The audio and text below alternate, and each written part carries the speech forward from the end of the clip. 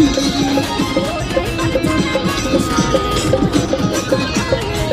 যে আমাদের ড্রাইভার বাবু গাড়ি চালাচ্ছে।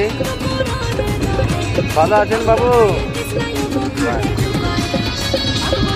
এই যে আমরা চলছি NH দেখছি কলকাতা টু চেন্নাই রোড, ওরই মধ্যে কাজ চলতেছে।